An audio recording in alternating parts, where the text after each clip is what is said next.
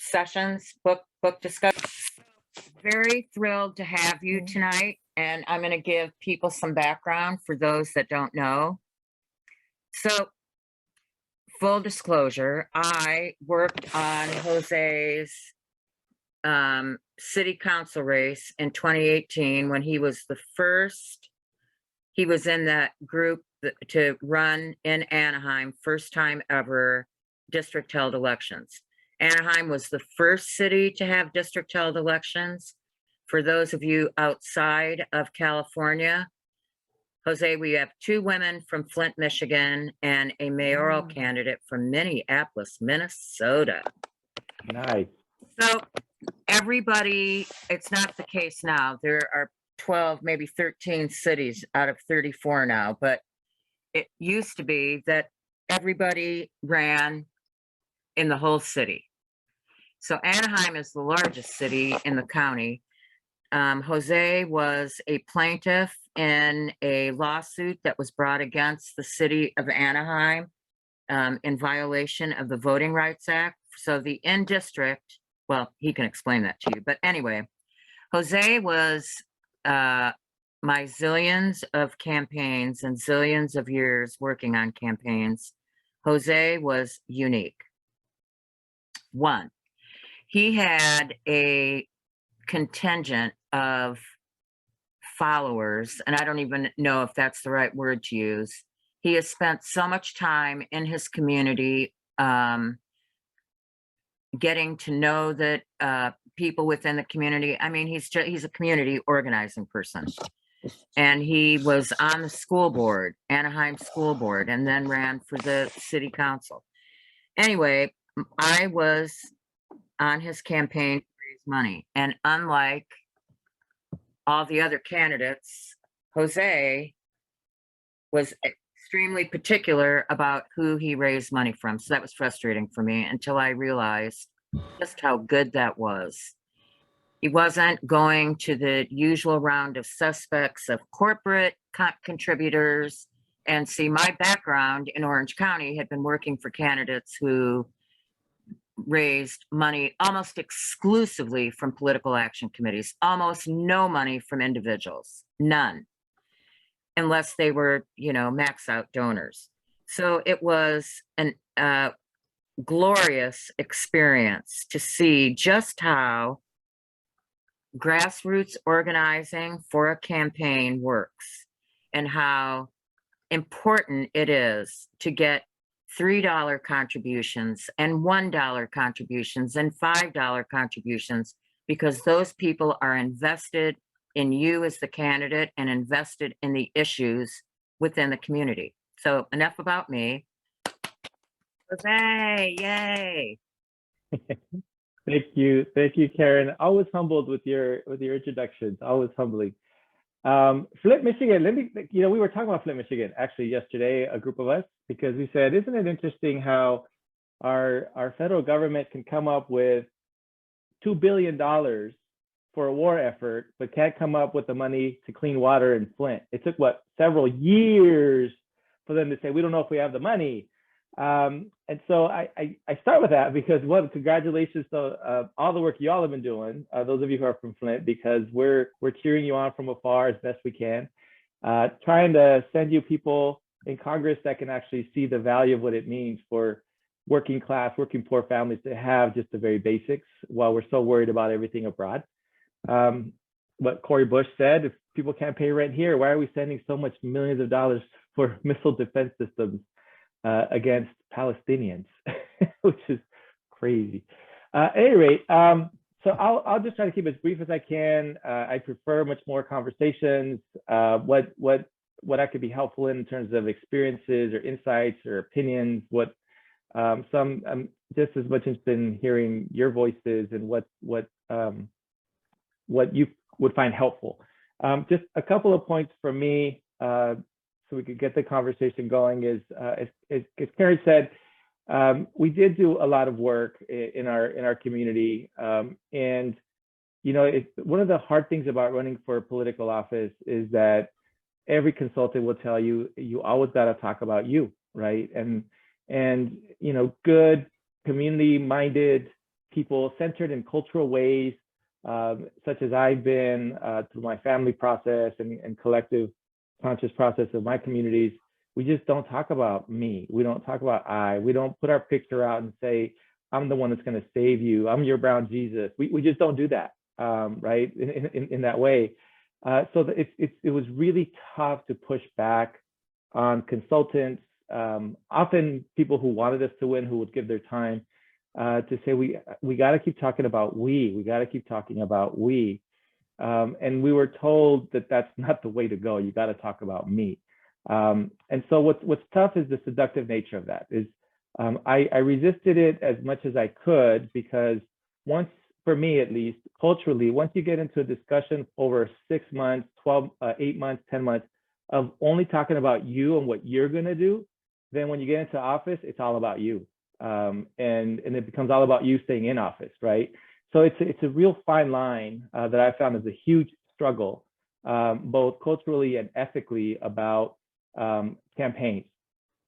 So the focus for us in that effort, through the community work we had been doing for years, is the way that I resolved it is to keep talking about issues, just to keep talking about issues. And you could read my profile. So I would go to campaign events, and we would call them community meetings.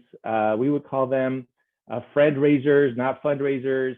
We rarely, if anything, and Karen hated us for this. I resisted putting on flyers, doing the level of giving that we like to do oftentimes, which is fair to do and rational. But we knew that there was no way we were going to raise enough money to compete on money. For context, in Anaheim, we are a company town. We're the land of Disney. It's the most powerful media conglomerate in the world. They have a boundless amount of dollars. And so for context, we have seen only one council member in the last 50 years even raise the idea of a gate tax on Disney. We don't have a gate tax in Disney. There's no taxes. They don't pay any gate taxes. And over the years, they've received hundreds of millions of dollars in corporate subsidies. They even got a previous council to guarantee them a 45-year local tax exemption from the city. And what was egregious about that is there is no local tax on Disney. So they literally got the council to say, if there ever is a tax levied on gate revenues, the city will reimburse Disney that money. It's crazy. So that's the backdrop of our context. And all of you have a context where somebody or some entity invests a lot of money disproportionately to get their candidates elected. There is a special interest in every city, in every school district, that is looking to get their people in. So for us, we knew we would never compete at the dollar level. What we knew we could do, which is why we fought for districts, is we went from having 125,000 registered voters, which is our city, running an election that had to reach that many people, which is where you need a lot of money, to breaking the city into districts that then meant 20,000 voters. That meant about 6,000 households. And we said, we could actually just cover the ground on that. If we break it up into ways that the way I grew up poor, so the way poor people do it, how do you figure out how many tacos to get on Monday and get to, a hamburger on Tuesday? So we just use that math, the local math of community, to say, if we get 5 people to walk this many blocks, they can actually cover every house by dropping our literature. And if we can get 5 people that live in that neighborhood, then that word is gold. That word is gold. So that was our effort. We just reached into all of the friends that we had, all of the community partners we had engaged with, families we worked with, never out of political interest. We always work with them around community empowerment and engagement. And so that's how we built our wealth, a community wealth, so to speak, a reservoir of trust and of faith and of love with one another, but focus first and foremost on the issues. So for us, it was, hey, so we're a city of 360,000 people. We have the Disney Corporation, and we're told that we're fortunate as a city to have Disneyland. Because of them, we're this incredible city. We have a professional baseball team, the Los Angeles Angels of Anaheim, and the Anaheim Ducks. Like no other city has that of this size. So we began to, and they would campaign with their big dollars. For context, Disney spent overall over $2 million for city council races in our city. In my district alone, to reach 20,000 voters, they spent $700,000 to $800,000 just in our district. With a big chunk of that attacking me as a Marxist, communist, left-wing professor who wants to take your babies to concentration schools and get them to believe in, right, that kind of stuff. They also painted our campaign as a campaign that was pro-gang, that we didn't value the police, that we were unpatriotic, all those things, and included some attacks on families. So they used all their money. We raised about, at the end of the day, about $50,000. So $50,000 to $700,000. So for us, again, we went back to, okay, when we do our community fundraising events, we have to convert those to the asset we have, which is the wealth of community, which is, can we get you to get 4 or 5 other people in your neighborhood to if we give you a list of a 5-block radius of voters in your neighborhood that you know, can we ask you to take the next 4 or 5 days to walk that neighborhood? Instead of saying to them, come on a Saturday for 2 hours and knock on all these doors that maybe you don't even know, people you don't know the part of the city or the district. And folks said, well, you know, I have some time on Monday, I have some time on Thursday, can I just do it then? Yes, just bring the folder back in a week. And so they took a week to walk their neighborhood. And that made a huge difference for us because people didn't feel the pressure that they only had 2 hours to give and they had to run off and then go to soccer practice or go to basketball practice or go to work to their second job. We said, take your time in talking to people. You're not rushed having to talk to people. Another thing about campaigns is don't spend too much time at the door, they told us, right? You're supposed to keep walking. And we said, no, we got to build relationships because if they get to know our volunteers, they're going to ask our volunteer, why is it so important that you're volunteering? So we were told, give them scripts. And we said, no, no scripts. We gave them talking points generally, like here's some issues that people may ask you about. Here's my position. But first and foremost, we trained our volunteers this way. You came today to help us for a reason. What is that reason? And that's what you need to talk about. Talk about why you are willing to spend your time, your precious time from your kids, or if you are a young person, why you're spending time here instead of hanging out somewhere. Why is it important for you to ask somebody to vote for this person, right? And so we took the time to really put that into the mindset of our volunteers. Own the campaign, right? Own the reason you're here. And for us, it was pretty clear in Anaheim. The picture is pretty stark, and I don't know if it would be the same in your context. In Anaheim, 360,000 people, Disneyland, you'd think that our roads are made of gold. You'd think that every child has a $20,000 scholarship to go to school in, thanks to Disney. You'd think everybody has an $80,000 job waiting for them because Angels baseball's here, but it's absolutely not true. We have one public swimming pool in the entire city of Anaheim, 360,000 people, one public swimming pool. The city next to us, Santa Ana, which has per capita a much higher concentration of poverty than Anaheim, has 5 public swimming pools. And they don't have a Disneyland. They don't have a professional baseball team. So we said, you know, so we would share that with our volunteers, and they said, yeah, that's why I'm here. I've always wondered why do we only have one swimming pool, and why are our libraries closed on Sundays, and why do we keep hearing from the police that we don't have enough resources? They take 20 minutes to get to our house when we call when something's happening. We said, well, you know, the police actually get 50% of our budget. So the question isn't, do they get enough resources? It's why don't they respond? That's the question. We began to get asked by our volunteers, can I talk about our streets? How we have streets that have not been repaved in over 50 years in parts of our district, which happen to be the most Mexican part of the city. In our context in Anaheim, it's a 55% Latino city, Anaheim, 55%. 85% of the children in our schools are Latino kids. 96% are on free and reduced lunch. We have 4,000 children who are either homeless or living in unstable housing, right here in the happiest place on earth. So we began to talk about well, we didn't begin, we continued the conversation with our community about, isn't it time that we began to say, it's time, Anaheim, to really bring the people, the voices of people, and really open the lid, open the light, bring in the sunshine into City Hall to find out, where is our money going? Why doesn't Disney have a gate tax? Why do Disney workers, 10% of them report having been homeless while they're working for Disney? Why do Disney workers live in multi-generational family structures where the mother and father are working at the hotel, and now so is the daughter and the son, and they're living in the same apartment still? And there's 4 cars, and there's no parking, and it's overcrowded. And while we have a really good public utility system in Anaheim, we own our own public utilities, so our water and electricity is really, really solid. What we did find is that many of the neighborhoods, the street lighting was really, really in neglect. And they would often call the city, and unless a council member called, they would not get much support. And because council members didn't live in those parts of the city, it would rarely ever happen.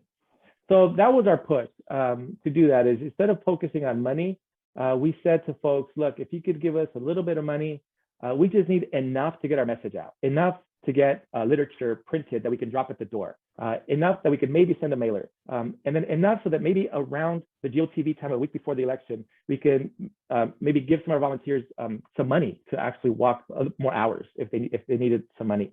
So what we did is we focused our resources on the messaging, most importantly, the messaging, not about Jose is going to change the city, we need to elect him. It's time for us to get people like Jose to the city, right? People like Jose, right? People that are not tied to an interest. And we made it very clear to people that if they came to our event, they were not expected to provide any resources. They were expected to provide their time when available. And we made the promise that we would not accept any corporate dollars, that even though it was offered, I'll tell you it was offered, we did not accept any corporate dollars. We did get some good support from labor, but that was also a struggle because labor also wants, they're an interest, right? So they want some deliveries too. And we said, look, here's our basic commitment to you as labor, because it's our basic values. We believe in collective bargaining. We believe you should be at the table. We believe there should be due process at the workplace. And we believe that everyone should make a living wage. That's my commitment to you. And I will fight for that tooth and nail every step of the way. So that was enough to get some. But the biggest labor groups in our city that play a role, and it may be true for you too, is the police union and our firefighters union, is the public safety union. They put so much money into their candidates. And it's not about getting the department more money. It's all about providing larger pensions, larger benefits, and larger salaries for police officers that, frankly, make really good money. And so they just wanted more. So I'll stop there because that's the one message I wanted to communicate, and I'm happy to take any questions or ask for or provide any clarifications. Is that for us, what was the most effective tool is not trying to get into the arms race of economics and money with special interests. It's to highlight in our campaign that those who get money are expected to deliver for the people who gave them the money. And that became clear to voters pretty quick.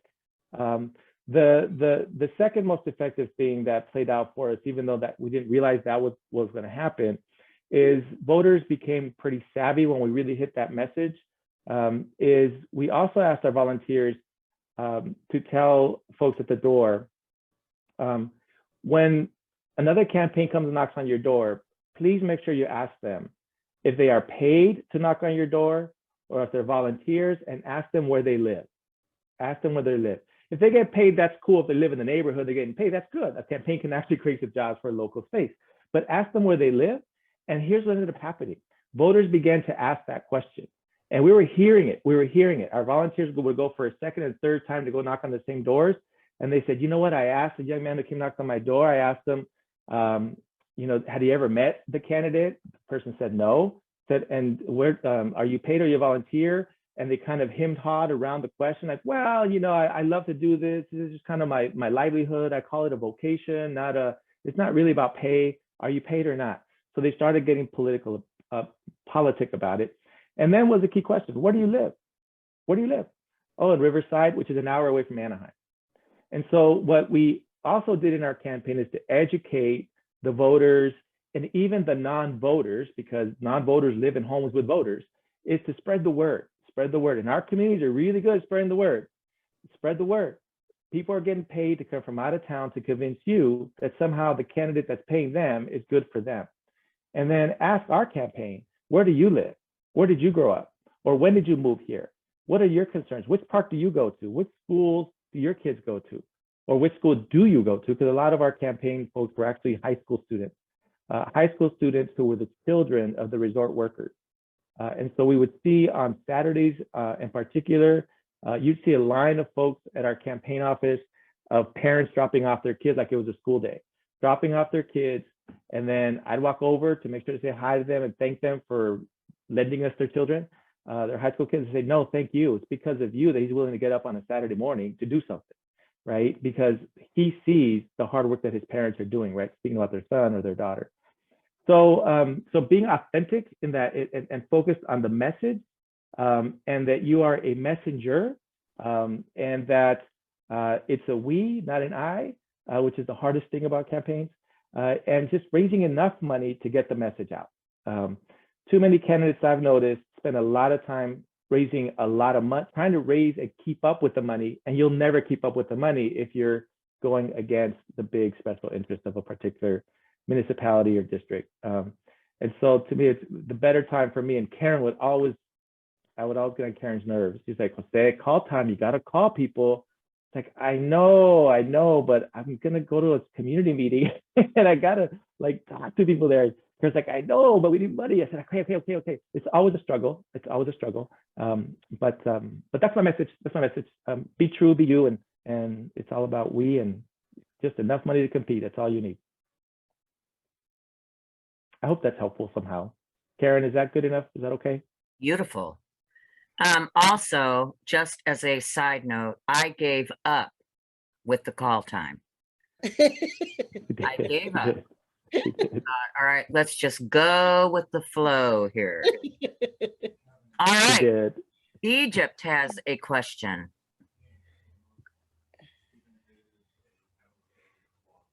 Mute. There we go.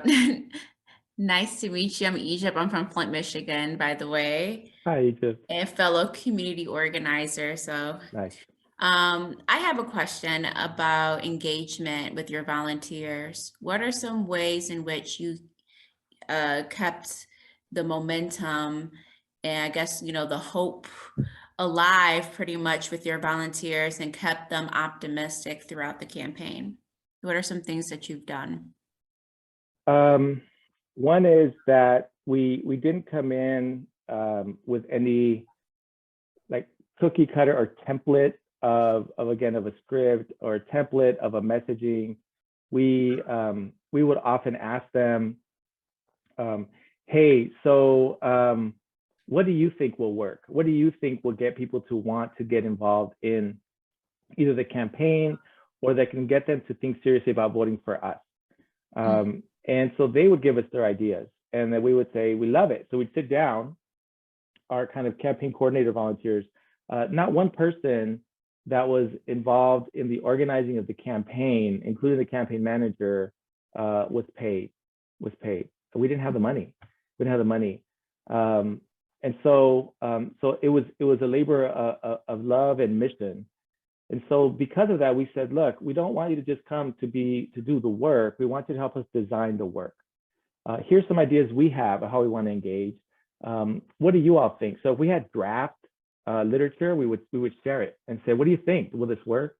We had community strategy meetings, not of 3 or 4 campaign consultants deciding what to do. We would open it up, and before we do our walks, we would have, okay, for next week, here's what we'd like to do. We'd invite 15, 20 people to just be in that conversation together.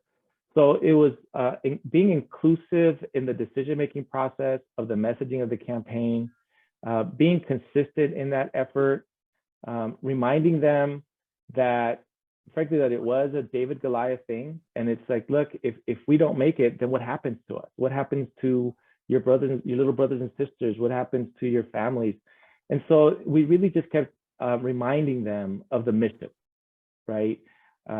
And we also kept reminding them and being very transparent about where we were getting money, how much money we had. We, of course, always try to make money or create enough resources to feed people. That was always important, always important. You got to feed folks. And the other thing to that point is some of the folks didn't feel comfortable talking to people.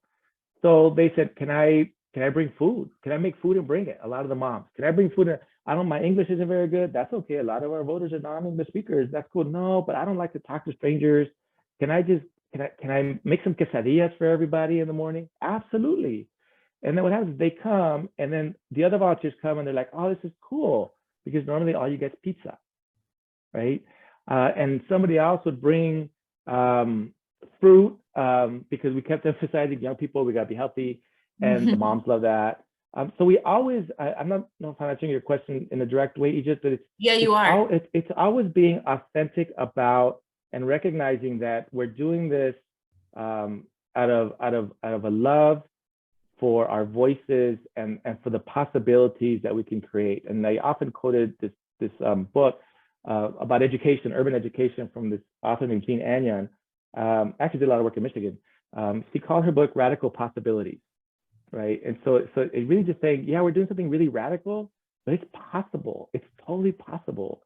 And we would have the markers. We would say, look, we've already knocked on every door. We started in July the year before. By the end of July, we knocked on every door. We literally knocked on every door. And then by the end of September, October, we knocked on them again. And so by the time we actually got to spring of the election year, we already knocked on doors 3 times. So people already kind of knew us. We also sent personal letters. We reminded our volunteers, when you get back, do us a favor, just fill out something and let us know if there's a particular voter that have particular interests that maybe you weren't able to really reach, and we'll call them. And also make sure that you take a Post-it and you give them my cell. If they're like, well, I'd like to talk to him, why isn't he here? Well, here's his cell, give him a call, and they would leave it. If they weren't home and they would drop the literature on the mat, our volunteers in their handwriting would put, sorry, I missed you today. My name is so-and-so. I came to talk to you about the work of our campaign and Jose and some of the vision for our city. Sorry we missed you. Here's his number if you'd like to talk to him. So it was handheld notes, handwritten notes by the volunteers themselves. And again, what was key there is that other campaigns, at least what volunteers said with us, is they actually would leave other campaigns because it was so top down. It was so, you got 5 minutes at the door, don't spend more than 5 minutes, don't get caught up in these conversations. And again, because for me at least, I felt that I knew our community well enough that if you spend 25 minutes with one mom, that mom has about 30 people in that neighborhood that she also keeps for 30 minutes walking home from school. So giving her that respect that you're not at the doctor's office, get in and out in 15 minutes. It's give them the respect, to give them the time to answer their questions, to get them to feel like they matter, which they did. And then ultimately, I think that's what really played out.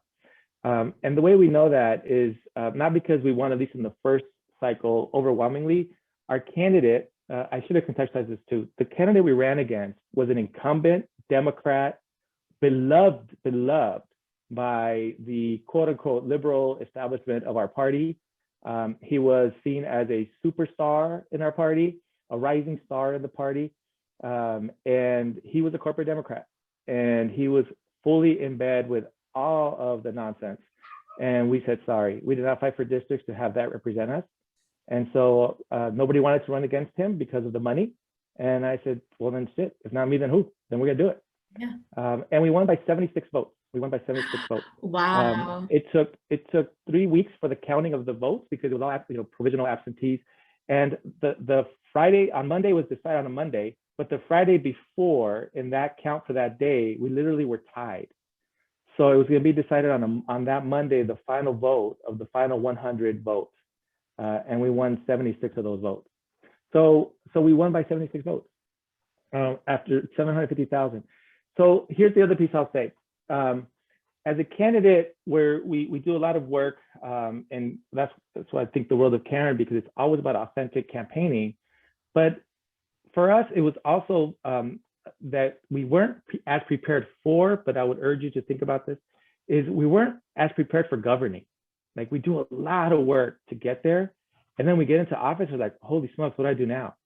And so what we did, this is advice for when you win. My advice is to keep campaigning. And I don't mean in an electoral sense, is we said, we ran our campaign like we do our community campaign to raise awareness, to get people to go to City Hall and raise questions, to get involved in committees, to get involved and push our voices out there. That's how we ran our campaign. And then we said, that's how we're going to run our office. So we kept having meetings in the same neighborhoods. And they often would say, you know, people come every 4 years, like the election was just 2 months ago. What are you doing here? Right? We said, because we told you that we're here to bring the voices. So tell us, what do we got to do? And so that was a really good learning experience for us. And it worked out because when we went up for re-election 2 years later, Disney spent another $800,000 against us. We were able to raise about $80,000. And we won with 55% of the vote with 3 candidates. So we won by over 4,000 votes, right? Like, it was just, and so the secondary, if not co-primary advice I would give is, once you win, do not stop the message. A lot of people get the advice, again, they get seduced and say, you know, you're in office now, you could do some really good stuff. You know, it was all cool. You were kind of like this radical campaign, fight the power. That was cool. Okay, well, so let's get serious now about governing. So what does that mean? Well, you know, you should sit down with Disney, figure out, you know, how you could work together. So I'll sit down with them. And here's how we're going to work together. They pay living wages. They give up tax subsidies. They do this. And that's what we fought for. And within 2 years, they gave up their tax subsidies because it was so embarrassing the way we were outing all of their stuff. So my advice is, if you get in through a message, act on the message. Act on the message. People will see you fighting. People will see you honoring what you told them you were going to do, and being transparent in that work. Continue the community engagement, and ultimately they hit us twice as hard on the personal front. They really did attacks on my family. They said that I was working with the police to deport immigrants. I'm an immigrant. It's like, really? So they did everything they could, and we actually won by a landslide. And what we learned, other candidates that we were aligned with that were running for council that year as well, they chose not to do it that way. They chose to follow the advice of consultants and said, let's not try to get Disney too angry where they're spending a lot of money against us. Let's be bridge builders, right? Let's be peace builders. And we said, look, a peace builder in this context is to remain neutral. And to remain neutral is to sustain the status quo of marginality. We all know that, right? And so work and message the issues. That's what people want to see. They want to see people acting on the message. They chose not to. And as a result, in that campaign, I broke through and did a lot better than I did the first time. And a couple of candidates who did not do that didn't win. They didn't win. They got cute. That's what I said. They just got cute. They thought that if they looked non-threatening to the powers that be, the powers that be wouldn't come after them. Said, no, the powers that be already have their chosen candidate. They're not going to say, we're going to take it easy on you because, oh, you might be on our side at some point. No, they already handpicked their candidate. Their candidates made their commitment to them. They funded their campaign. You need to act and speak to the issues. And they chose not to, and they didn't make it. And we resoundingly won. And ironically, if one of those candidates who ran for mayor, who distanced themselves from our campaign because we were too radical, if they had joined us, that person lost by 400 votes. We won our area by 1,600 votes. Just in that area that we focused on, that person would have been our mayor. But they distanced themselves for fear of Disney and the police. So don't run your campaigns in fear. Don't govern in fear. Govern and run on the mission by which you're asking people to put you in that space. And And as we just heard from our Supreme Court Justice to be, persevere and rise. I hope that answers the question. I don't know, I can get long-winded because I get really No, impassioned about that. you answered it perfectly. Thank you so much. Yes, you said so many wonderful things. Thank you.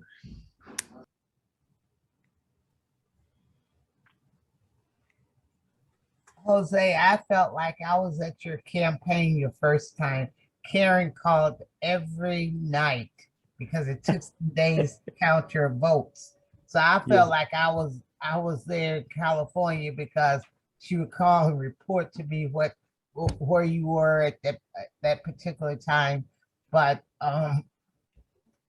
again, and I know that this is a training that the emphasis is on increasing the participation of women.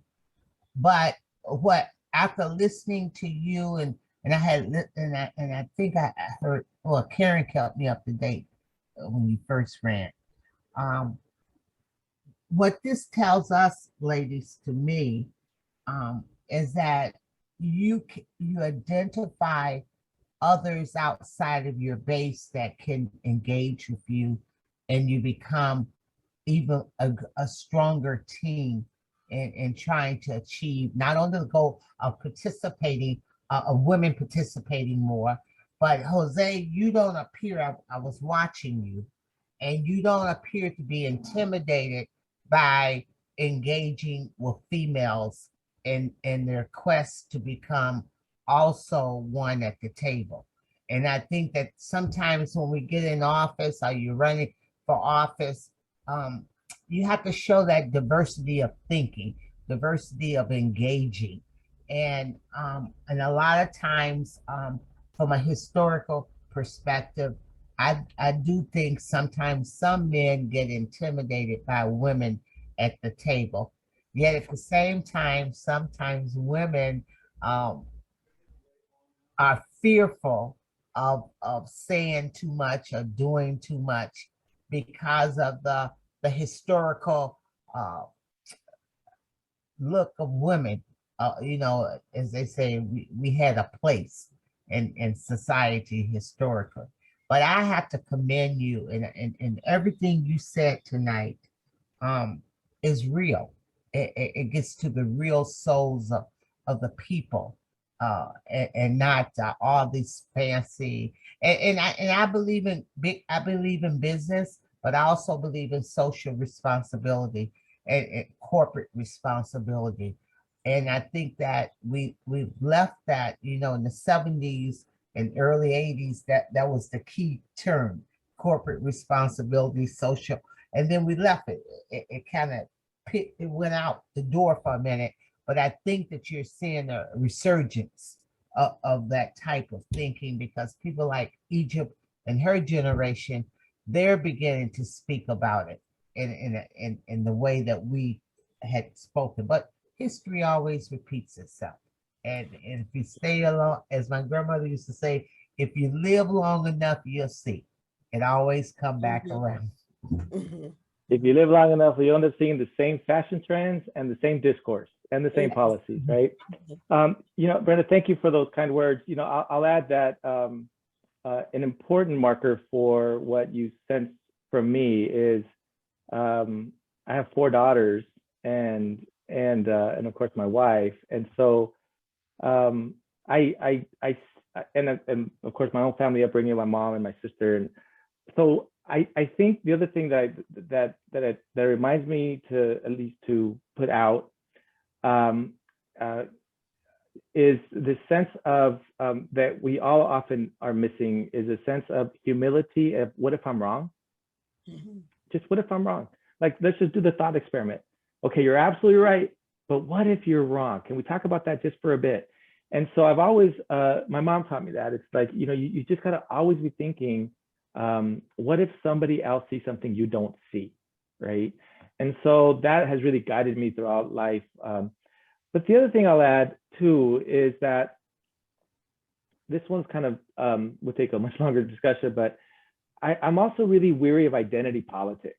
And I fight for representation. I believe in it, and that we have to reflect, our democracy has to reflect a multicultural, diverse, pluralistic democracy we were promised that we could become, right? And so I believe in that strongly. But I to this day still get pressure like, you're going to support Latinos, right? Because you're going to support so and so. And I said, no, not just because they're Latino. That's cool, but I got to know what their issues are. What are the issues? Well, what kind of solidarity is that? Well, I don't know, but I ain't going to vote for Marco Rubio for president. I ain't going to vote for Ted Cruz for president. I'm just not going to do that. I'm not going to vote for Nikki Haley because she's a woman. No, and I ain't voting for Hillary because she's a woman. Now, does that add? Absolutely. But, and that's why I guess I'll send I'll say the reminder again is, it's about the issues that are impacting the people that you're seeking to represent. And if you do that well, then it smokes out the folks who are trying to exploit the very fight we've all engaged in to get representation. There are people who all of a sudden discovered a Spanish surname in their family. All of a sudden, they discovered it, and now they're putting it into their campaign literature. We see that often here. We see in Anaheim and in Orange County a number of women candidates running who are very corporate backed. And so it's like, I'm sorry, that just doesn't work, because you're not fighting for living wages, and that's not going to work. That's not going to work for us. We need people who are going to fight for living wages, for the lives of families, for the lives of children who don't have homes and stable housing, to understand homelessness as a function of the economy and divestments in mental health, both. And we need people who are going to focus on making sure that the lives of people are at the center of every decision. What in indigenous communities are considered right thinking 7 generations ahead. That's what we got to be thinking about. Not 7 corporate fiscal reports ahead, 7 generations ahead. So that would be the one kind of cautionary thing that I would ask you all to just really reflect on, because we are seeing a lot more trainings for Latino candidates, for candidates of color, for African-American candidates, for women. And of course, the GOP is training for whiteness, right? That's the training for them. So, but I would just urge you in those trainings to just keep saying the identity matters, absolutely. But it doesn't matter more than the issue. Because that's what in my day we would call vendidos, right? People who said I am more important than whether I support the living conditions of the people that I grew up around and with. So I don't know if that makes any sense, if I'm just blabbering at this point, but identity is necessary but not sufficient, is what I'm saying. Oh, you're very right. In fact, and I talk about my community because if you go back, you have to look at it from a historical. This is a highly industrialized community. It was built upon with the General Motors. You had, I came here in 68, no, 66. And I didn't know, and you have to remember, we all have a history, because I was born and raised a number of years in Mississippi. And then I went to Kansas City, Missouri, which was the first time in the 4th grade, was the first integrated school that I had attended. And then I came to Michigan. And to be honest with you, I still think the education as a child in Mississippi was better than what I saw kids getting here in Flint, Michigan, because it was built upon at the age when they leave high school, they were going to General Motors. And that's what that's what that was the thing here. And in Mississippi, I told them we were going to college. That I was never told I was going to go to a cotton field and pick a chopped cotton, but I was going to college. But you're right, because sometimes even with Blacks, and I do believe we need diversity. We need to be sensitive to that. But at the same time, I do believe, I know we've had candidates, and I've supported a non-Black when a Black was running, but I was doing the same thing you just spoke of. I look at not who you are as the 100 as the top thing. I look at what you are. And when I say the what, I have to look at as you have to have a sense of also discernment. And you have to look at how they have done things and perhaps what type of decision making they have done in the past, which is indicative of what I believe your value would be towards people in the community. And I tell people, not all white folks are bad and not all Black folks are good. So we had to, but a lot of times we use the race thing, even Blacks, whites, Hispanic, we use race as a basis when the message is totally different once they get in that seat. And so I think the way you express that is very well put. And it's something that that I think that as we go forward and as the candidates get in their positions, they need to understand that and to, but at the same time, understand we do want diversity, but we just don't want you there just to be there. We want you there because you are an added value, an asset to the community at large. And, That's right. But I really enjoyed what you said tonight. Thank you, Brenda. And our challenge to kind of conclude that is within ourselves. Is we have to be willing to name that when people are exploiting the thirst that we have for representation. Politics becomes in a game of exploiting what that thirst. And what I'm finding more and more is that these big special interests are able to find candidates that look like a community, that maybe even lived in the conditions of a community. But what they do is they find these candidates that have higher aspirations for political office or for economic mobility.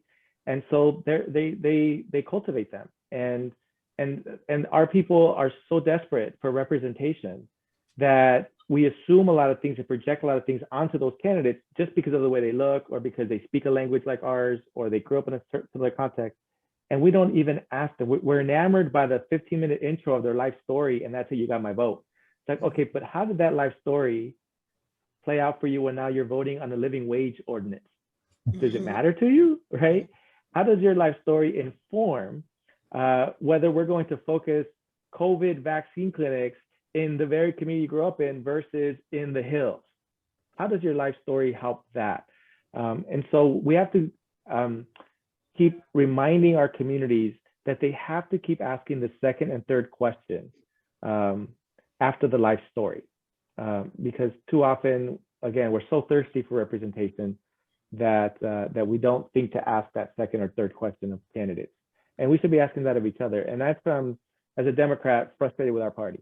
Thoroughly frustrated with our party, because somebody was trying to recruit me this morning to leave the party, and I said, why? They said, because Democrats are the party of tomorrow. Everything's like, oh, tomorrow, and Republicans are the party of we just don't want you here. We just don't want you here. So they said, just go no party and let's build a third party. And I said, well, you have a lot of valid points there. But we're going to keep fighting, at least locally, on the Democratic Party front. Like, we have a good platform. Let's act on it. Let's act on it. Yeah. I wanted to say a couple things. I'm here in La Habra, so I'm really, really close to you. Yeah. I started following you through Al Jabbar. Him and I were working on vaccines for our community, so that's how I found you. I'm so glad you're here. I hope you and I can connect in the future. But I really, really appreciate you saying, setting boundaries for unions, setting boundaries for, contributions. We have a person here in La Habra, just to your point, grew up in the camps in La Habra. His family was part of the segregation, but he's bought by corporates. He's bought by developers. He's a Republican now. And they all, think, oh, he's a person from our community and he's a part of us, and his family grew up a part of us. And, that whole thing that you're saying, but he doesn't vote on anything. He recuses himself from everything. He takes tons of money. That is who I'm going to go after. He is the reason why I'm doing this. He needs to stop doing that. And he's selling our community, one piece at a time. and everybody's scared of him. I'm not. Good I'm for you, not. Michelle. Good for I you. Well, grew let up me with know, him. know how I can I'm help. we Yeah, let me, can't let that happen. We have to move past that. And like you said, when I went up against Westridge for a project from Lennars, I was the spearheaded person, but I didn't reach out to just people to help. I went to different neighborhoods, just like you said. So it's amazing that you're talking about this. And I never even thought to put myself to do something like that, to go to the different communities and the different neighborhoods for help. Is such a great idea, and I used it before. I'm definitely going to be using that now. I've lived in La Habra my whole life, so it'll work. It will. yeah. And those neighborhoods often do not get people knocking on their doors. They get a lot of mailers. Oh, they do. Oh, yeah. Because they're not the high propensity voting neighborhood. And those were the ones I went to go find vaccinations for. Yep. Nobody wanted to vaccinate them. Nobody wanted to go in those neighborhoods and communities.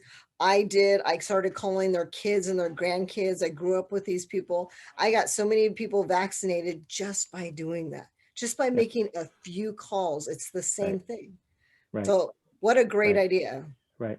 And that's where, you know, and with the campaign to governance is such a critically important thing to be thinking about, because people stop reaching out to those neighborhoods once they get elected, and they come back 4 years later. Yeah. And so we kept going back. We kept going back because we knew we needed them to continue the energy, so that when we propose ideas, they could join us at city council. They can send in emails or see their council member from their area or the mayor in their area and tell them, hey, we want this, right? Why aren't you supporting us? And get on social media, most importantly. Social media is a big, and spread the word on social media. So what we learned is that a lot of campaign consultants do not like their candidates going into areas where there's not high propensity voters, right? It's go after the high propensity voter, use your money that.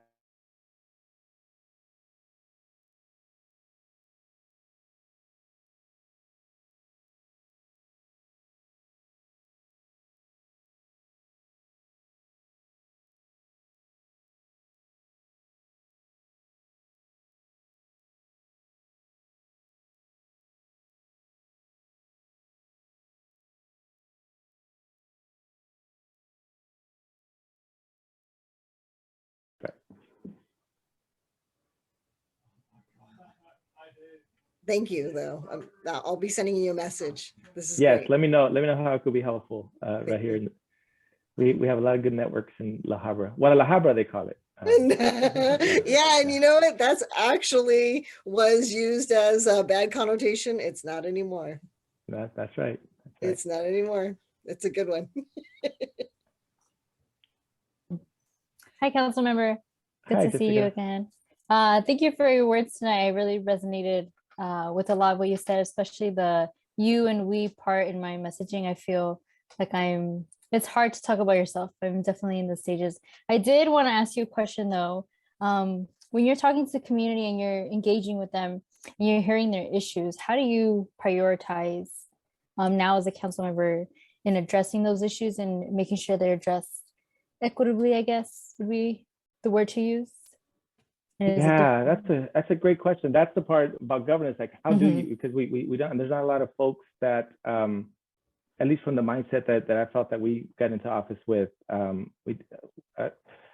just again just kept thinking as an organizer and the campaign work is I just kept having community meetings and going back. And what I would do though is I would take staff with me, right? So at that point as a councilor, I'd say, hey, Director of Public Works, I want you to go to this community meeting with me because there's concerns about this.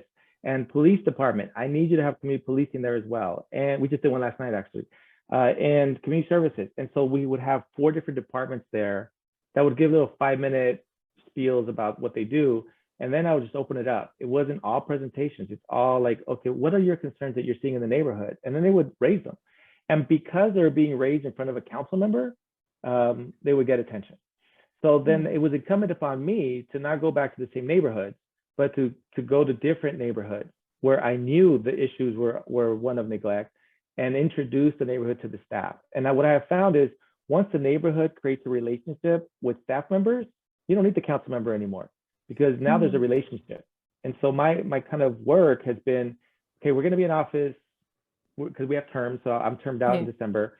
So once the work of any good, I think, I shouldn't say good, but effective organizing is capacity building for people to be able to advocate with one another and not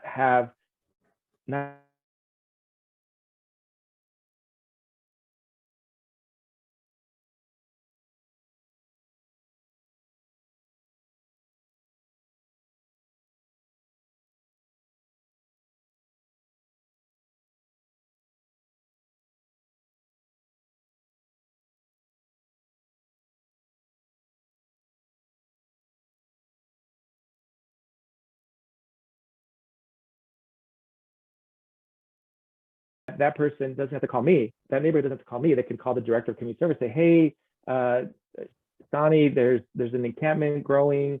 We don't want to call the police on them, but can you send out the community response team for homeless conditions to start engaging with them? So I'm taking myself out of the mix because once I'm out of office, they still have that. It doesn't matter who the council member is. So that's what how I try to think of it from an equitable standpoint is having facilitating stronger, actually just facilitating relationships and then facilitating those relationships getting stronger. So we try to have a meeting in every neighborhood of our district at least twice a year, so that we can check in, what are the issues, and then check back in 6 months. So were the issues addressed? And here's some more people for you to meet. So that's how I try to do that, Jessica. And that to me is the equity work. And ultimately, there's never going to be enough resources. Yes. But we often say, right, the squeaky wheel gets the grease. And I don't know how to resolve that issue in limited resources. But what we do know is if there's more squeaky wheels, then that means we have to think of our budget differently. So force the hand. Yeah, thank you for that.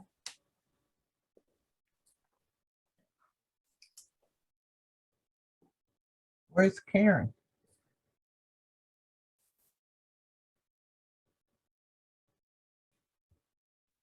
I'm here, but my internet keeps going in and out. So I turned off my beautiful face, put my cartoon face on, but I've been here listening to every word until the screen went blank. So annoying, especially at night. Jose, excellent, excellent, excellent. Now, I'm going to take a picture of everybody, so don't go anywhere. Hold on. Let's see if I can stay. All right. Dig it. Everybody ready?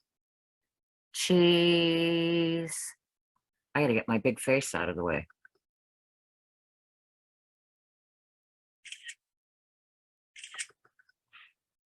All right. On a Friday night, instead of clubs, we're doing political On a development. Friday night, I love I it. came from our winery to here. I love it. I love it. It was worth it though. It definitely was worth. Thank you. You provided such good, like tangible advice and resources. And I think there's something very special about grassroots campaigns. It's very community driven. You feel a part of it, which is really significantly important to center yourself in your politics and your policy. Sometimes it can just be like this whimsical thing that in the universe people are like not engaged and connected to, which is why I feel like this is something that needs to be done here in Flint. We really need to transform the political landscape in here. In this city, we've experienced so much and we continue to experience so much as far as just poor leadership, unfortunately, and it's time that we have some big changes. So thank you. It was very inspiring. Your campaign is extremely inspiring. Thank you, Egypt. Thank you. I can't wait to hear the national headlines from all of your campaigns. Yes. And the transformative work. And if I could be of any resource, I'm happy to be on a call or just to listen. Any ways that I can be helpful. Karen has all my contact info, so happy to provide any supports that we can. And maybe Thank you. send over $3 if you do a $3 campaign. Hey, a friend raised. And stacks and stacks of $3 And checks. quesadillas, yes. Thank you. Thank you, Jose. All right. Well, have a good night, everybody. Thank you, thank you, Thank you. thank you. And See you you too. again. Okay, bye-bye. Bye. All right, everybody. All right, we went a little bit over, but for me, it was worth it, a tiny bit over. So I'm gonna send a evaluation link in Slack, which I did for yesterday. Nobody returned it. So I'm Oh, gonna, yeah. Mine's in. the about- evaluation from yesterday you did? I did about 7 o'clock tonight. Oh, okay, cool. Brenda Short, you did too? I did. All right, dig it. I didn't look. I didn't look after 5 o'clock my time. Oh, okay. I have not, so maybe that's me that needs to do it. All right. Well, I all got right. mine through the email. I didn't get it through Slack. Is that Oh, it's on Slack. There's a Slack. link in Slack Okay. for an evaluation for yesterday's series, and then I'll send one for today too. For today's series, an so? evaluation. Where in Slack are you putting that? It's in the March. Hold on. I'll tell you in a minute.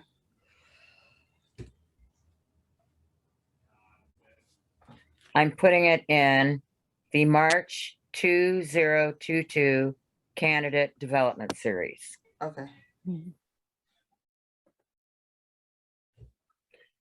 Egypt, do you have that book about Oh, I did this one. I did do this one. Okay, cool. girls who have considered, colored girls who have considered politics? That's an No, I excellent just book. found that, but I definitely can do like special orders. It's And an then the excellent other book. one, what's the It is. That's what I was looking at. So, I mean, you have these women, these Black women who have held, they're like our age, well, my age and Brenda's age, and they've accomplished so much. And they got together and wrote this book, and it's excellent. Ninian Moore is a little bit younger.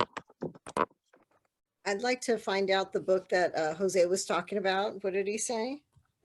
It was like oh, I thought I put it in my notes. I've been taking Radical notes. Possibilities. I just need to make sure Radical, that yeah, radical Yeah. that possibilities. That sounds right. the author, I found it, but if you have it, I'd like to order that from you if you get it in, if you can let us know. Absolutely. I've actually put my website on in the box. Can you Chat put it on box. Slack too, so that we Yep. have that also? That's smart. Thank you. I'll do that. Yeah, if you can get And that, that'd be this- great. A side note, Egypt, but my sister and I are going to be doing a podcast, and and then there'll be a website with it. It's called Unbreakable Sisterhood, and I'm going to put. I haven't told Kate this yet.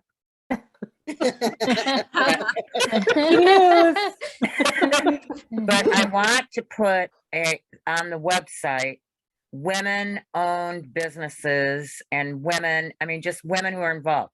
So no charge for advertising on it, but just important that we get it on there Yes. and that thank you be you. seen. So maybe Absolutely. like knowing that, of course, it hasn't been started yet. It's in the works, minutes away, which is code for a month away. But anyway, like maybe there could be like sometime you could say that people will get a 5% discount or something like that, you know, Yes, like something yes. special.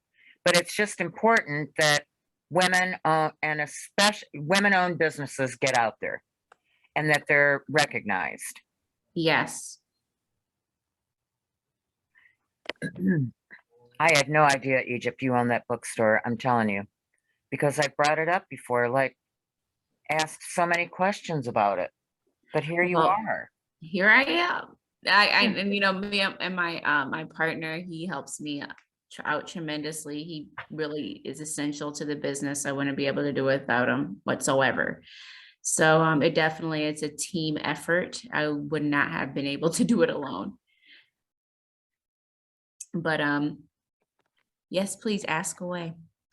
All right. And I'm sending something in Slack right now to everyone. So Wonderful. oops, I put somebody in here that wasn't supposed to be in here. Those of you outside of the PDT time zone, get a good night's sleep and we'll see you in the morning. Yes. See you all In the tomorrow. afternoon. Sorry, Cause tomorrow. mine's will, Good okay, night. so it starts 12 for me, right? 10 for you guys? So you're 2 hours behind California, Yeah. and Catherine's 2 hours behind California, and Flint is 3 hours behind. Lucky. Yep. Yeah. Yes. Lucky and that you get to start later, but unlucky and that you end much later. Right. Just a little. It's just, about midnight here. Well, good night, everybody. It was Good night. Night. wonderful. Thank you. Thank you. Thank Thank you. you. Night, everyone. Bye, everybody. Get a good night's sleep. Yes. See you tomorrow. Bye.